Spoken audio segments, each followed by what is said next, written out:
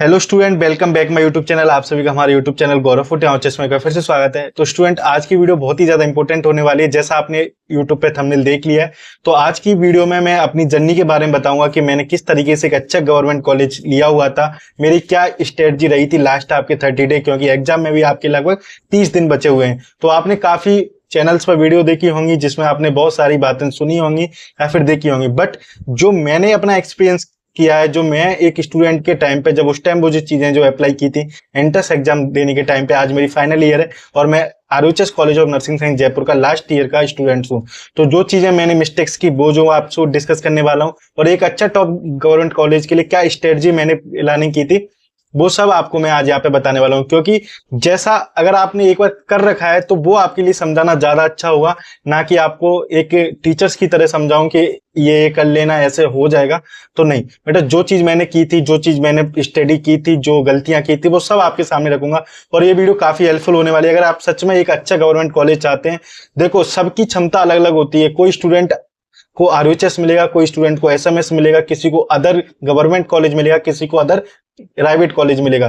क्योंकि आप जैसा पढ़ते हो, आपका बौद्धिक स्तर, आपका जो आईक्यू है, वो डिपेंड करता है कि आप एग्जाम में किस तरीके से एग्जाम पेपर करके आते हो। साथ ही आपके जो 2 घंटे का जो टाइम रहेगा वो आपके लिए बहुत ज्यादा डिपेंड करेगा कि आपने कितने क्वेश्चन सही किए और कितने गलत हुए, वो या फिर आपको एक अच्छा कॉलेज लाने के लिए हेल्पफुल करने वाले हैं। तो सभी को अलग अलग स्ट्रेटजी सभी अपनी फॉलो करते हैं, बट जो मैंने फॉलो की, जो मैं आपको बताने वाला हूँ, तो वीडियो काफी हेल्पफुल होने वाली है उन सभी स्टूडेंट्स के लिए जो राजस्थान से या फिर राजस्थान के बाद किसी भी स्टेट के हैं। क्योंकि एक स्टूडेंट और टीचर के दोनों की फेज मैंने लाइव जी है, तो मैं आपको बहुत अच्छे से एक्सप्लेन करने वाला हूं।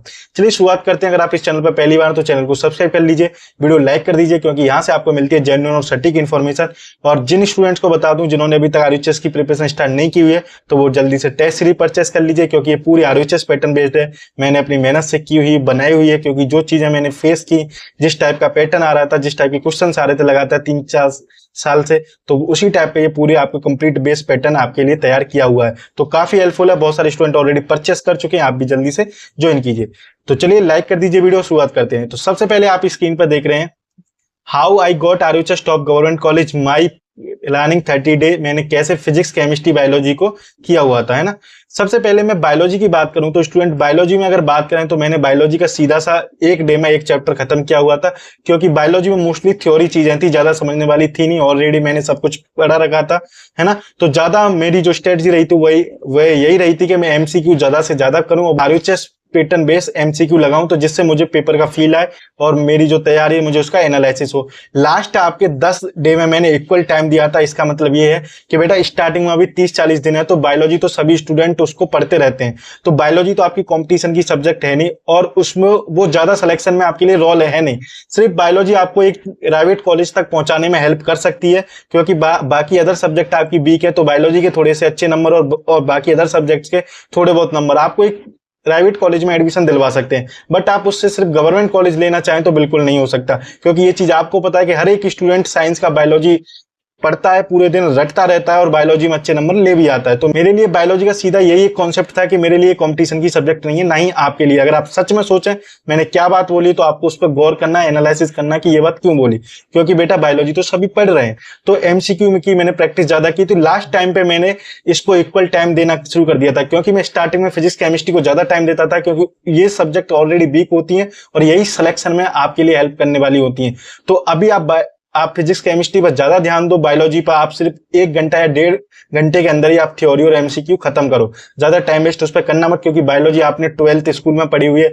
कुछ स्टूडेंट तो कोचिंग वाले हैं तो उन्होंने ऑलरेडी पढ़ रखी है। क्योंकि लास्ट टाइम पे अगर आप ज्यादा थ्योरी पढ़ने बैठ जाओगे तो एमसीक्यू प्रैक्टिस नहीं हो पाएगी, तो एनालिसिस भी नहीं हो पाएगा खुद का कि किस तरीके से आपको एग्जाम में करके आना है। क्योंकि हर एक एंट्रेंस एग्जाम या किसी गवर्नमेंट जॉब का एग्जाम हो, उसमें क्वेश्चन ज्यादा डिपेंड करते हैं कि अगर आपकी क्वेश्चन प्रैक्टिस अच्छी है तो आपका जो अंदर का डर है क्वेश्चन पढ़ने का, क्वेश्चन सॉल्व करने का, वो खत्म होता है।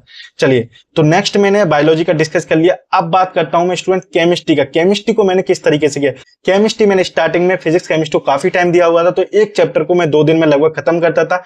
उसमें उसके एमसीक्यू भी प्रैक्टिस करता था और उसकी जो ऑनलाइन क्लासेस वगैरह रहती थी कभी कभी, नहीं तो मैं खुद सेल्फ स्टडी ज्यादा करता था एनसीईआरटी और उसके क्वेश्चन प्रैक्टिस भी करता था। अब यहाँ पे कितना टाइम देना चाहिए केमिस्ट्री को, लगभग आपको 2 से 3 घंटे देना चाहिए, जिसमें से आप 1.5 घंटे आपकी थ्योरी पढ़ो और 1.5 घंटे आपके जो टेस्ट सीरीज के आरयूएचएस पैटर्न बेस्ड है वो क्वेश्चन करो बेटा। साथ ही एनसीईआरटी एग्जाम्पल्स, अभी आपको कुछ स्टूडेंट को तो एनसीईआरटी एग्जाम्पल्स भी नहीं पते होंगे कि एनसीईआरटी एग्जाम्पल्स के जो एमसीक्यू क्वेश्चन है वो अलग है बेटा, और जो एनसीईआरटी के टॉपिक्स के बीच में एग्जाम्पल दिए वो दोनों चीजें अलग अलग है ना। तो एनसीईआरटी एग्जाम्पलर है आपके पास, अगर नहीं है तो वो क्वेश्चन जरूर कर लेना, वो मैं अपने चैनल पर करवा दूंगा। बायोलॉजी के भी लास्ट ईयर मैंने करवाए थे, तो इस साल केमिस्ट्री और बायोलॉजी के भी करवा देंगे। केमिस्ट्री की ऑलरेडी आपकी 9 से 10 PM पे क्लासेज होती हैं, काफी एक्सपीरियंस टीचर हैं, एक दिन आपकी बायोलॉजी की क्लास होती है और एक दिन आपकी केमिस्ट्री की क्लासेज होती हैं। तो आपकी जो एनसीईआरटी एग्जाम्पलर एमसीक्यू है वो आप जरूर प्रैक्टिस करना और एमसीक्यू प्रैक्टिस करना। चलो नेक्स्ट बात करते हैं ऑर्गेनिक केमिस्ट्री की। तो ऑर्गेनिक केमिस्ट्री में नेम वाली जितनी भी रिएक्शंस है उनके एग्जाम्पल जो दिए हुए हैं वो रिएक्शन याद करनी है, और आपको उसके में रिएक्शंस में जो भी प्रोडक्ट बन रहा है वो आपको जरूर एक बार ध्यान से करना है, क्योंकि ऑर्गेनिक केमिस्ट्री में से मोस्टली रिएक्शन आपकी आती हैं वो नेम वाली होती हैं, और जो आपके एनसीईआरटी में एग्जाम्पल दिया होता है वही एग्जाम्पल आपका एग्जाम पेपर में पूछा जाता है आरयूएचएस पैटर्न में, मोस्टली चांसेस यही रहते हैं। तो बहुत सारे स्टूडेंट गलती क्या करते हैं, सिर्फ कोचिंग नोट्स पढ़ते रहते हैं, जबकि आप बुक्स के एग्जाम्पल नहीं देख के जाओगे तब तक आपको पता ही नहीं चलेगा कि एग्जाम में क्वेश्चन आया कहां से था, है ना। तो ये सारी गलतियां मत करना, क्योंकि ये मिस्टेक मैंने काफी स्टूडेंट्स की देखी हुई है। वो कहते रहते हैं सर मेरे केमिस्ट्री में नंबर नहीं आ पाए, क्योंकि बेटा आपने बुक्स के एनसीईआरटी एग्जाम्पल देख के नहीं गए थे। नेक्स्ट फिजिकल केमिस्ट्री की बात करें तो formula and theory. Physical chemistry में आज ऐसे काफी चैप्टर्स हैं जिनमें आप फॉर्मूला ही भूल जाते हो, नॉर्मेलिटी, मोलिलिटी, मोलरिटी, है ना। तो ये सारे फॉर्मूले आपको ध्यान रखने की, जब मान लो कोई न्यूमेरिकल भी आ गया छोटा मोटा तो उसमें फॉर्मूला अप्लाई कर सको, और उसकी थ्योरी भी आपको पढ़नी है। बेसिक क्वेश्चन है, कुछ ऐसे बेसिक क्वेश्चन है जो थ्योरी बेस होते हैं, तो वो भी आपको जरूर देख के जाने। जो आपको एनसीईआरटी के पीछे समरी लिखी होती है ना बेटा स्टूडेंट, वो आपको जरूर देख के जानी है। चलो स्टार्टिंग में ज्यादा टाइम दिया, मतलब आपके जो 15 डे पहले 2 से 3 घंटे टाइम देना है आपको theory plus MCQ RUHS based करने, जो मैं बात कर चुका हूं। लास्ट तक अगर आपके शॉर्ट नोट्स बन जाए छोटे मोटे जो एमसीक्यू के साथ, तो वो आपके रिवीजन में लास्ट के 1-2 दिन में काफी हेल्पफुल करने वाले होते हैं। सिलेक्शन में आप यहां तक आ जाएंगे 60 से 65 नंबर तक। तो स्टूडेंट ये आपकी एक स्ट्रेटजी वीडियो होगी कि आप अब सिलेक्शन के सेकंड फेज पे आ गए हो, आप अब 60 से 65 के रेंज में आ चुके हो, है ना। अब आपको गवर्नमेंट और प्राइवेट कॉलेज के बीच में बॉर्डर लाइन पे हो, अगर आपकी 2 सब्जेक्ट अच्छी होगी तो। अब जो मेन जो सब्जेक्ट है, अब यहां तक जो एससी एसटी के गर्ल्स या बॉयज हैं उनको कुछ ना कुछ को गवर्नमेंट कॉलेज मिल जाएगा, बाकियों को प्राइवेट कॉलेज मिलने के चांस रहते हैं। क्योंकि आप खुद सोचो काफी कट ऑफ ज्यादा जाती है और जैसे ही आप कम धीरे धीरे आते जाते हो तो सेम नंबर के स्टूडेंट की संख्या बढ़ जाती है। इस पर मैंने एक पूरा वीडियो बनाया हुआ है, उसकी डिस्क्रिप्शन में आपको लिंक मिल जाएगी।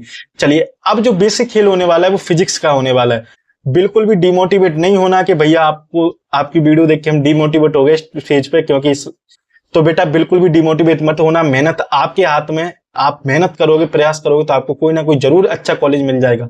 चलो अब बात करते हैं फिजिक्स की। तो फिजिक्स में स्टूडेंट मैं बात करता हूं, एक चैप्टर को 2 दिन तो आपको देना है।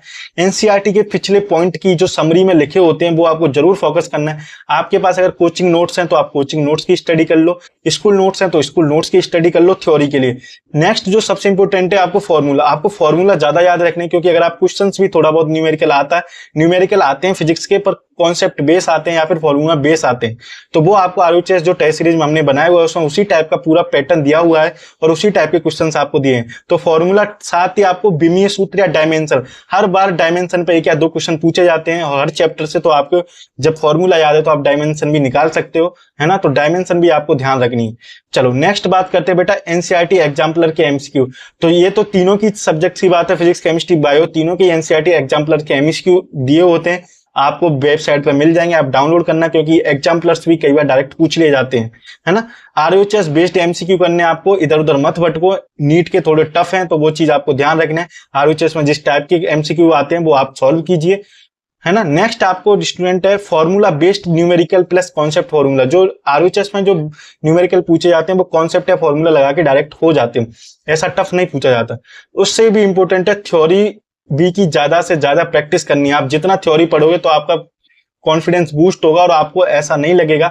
कुछ के साथ तो ये होता है कि अगर एमसीक्यू वहां पे देखते हैं फिजिक्स के तो थ्योरी बेस आते हैं, तो कुछ को तो थ्योरी समझ ही नहीं आती कि एक्चुअल में क्वेश्चन में पूछ रहा है, क्योंकि थ्योरी बुक्स से पढ़ी नहीं होती, कोचिंग के नोट्स या फिर जो न्यूमेरिकल है वो आपने सही से किए नहीं होते। तो अब आप अपनी प्रैक्टिस बढ़ाइए, क्योंकि लास्ट आपको अगर सच में गवर्नमेंट कॉलेज चाहिए तो आपको मेहनत तो करनी पड़ेगी। मेहनत करने कोई नहीं आएगा, मेहनत आपको करनी पड़ेगी। कितनी भी स्ट्रेटजी वीडियो देख लो, जब सेल्फ मोटिवेशन नहीं है तो स्ट्रेटजी वीडियो देखने का कोई मतलब नहीं है।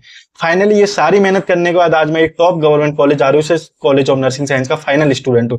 बेटा यही स्ट्रेटजी है। अगर मैं बड़ा बड़ा थंबनेल लगा के लिख दूं कि मुझे एसएमएस आपको दिलवा सकता हूँ, आरयूएस दिलवा सकता हूँ, तो ये चीज मैं पहले डिस्कस कर चुका हूँ। सबके मेंटल कैपेबिलिटी है, आईक्यू सबका अलग अलग होता है। जिसकी जितनी क्षमता है वो उतनी मेहनत करता है और उसी तरह का परफॉर्मेंस करता है।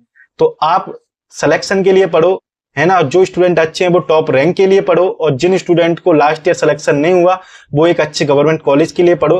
कॉलेज सारी अच्छी हैं, बस फीस का फर्क है। गवर्नमेंट एंड प्राइवेट कॉलेज में थोड़ा आपको क्लिनिकल एक्सपीरियंस का फर्क है। अगर आप चाहो तो मैं एक प्राइवेट और गवर्नमेंट कॉलेज का वीडियो बना दूंगा, प्रॉपर क्या डिफरेंस है वो आप मुझको कमेंट बॉक्स में बता देना।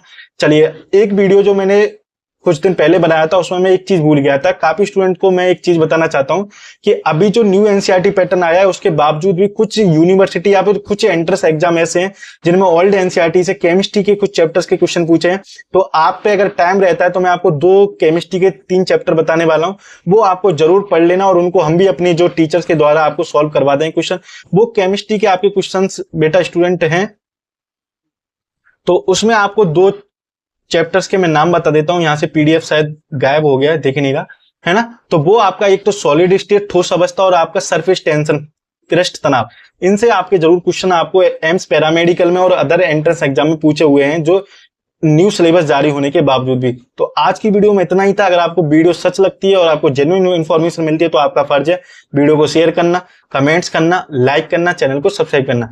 Thanks for watching this video. Please do like and subscribe this channel. अपनी मेहनत करते रहो, पढ़ते रहो, खुद पे सेल्फ डाउट मत करना, हमेशा कॉन्फिडेंस अच्छा रखो, डिमोटिवेशन तो बिल्कुल होना ही नहीं है।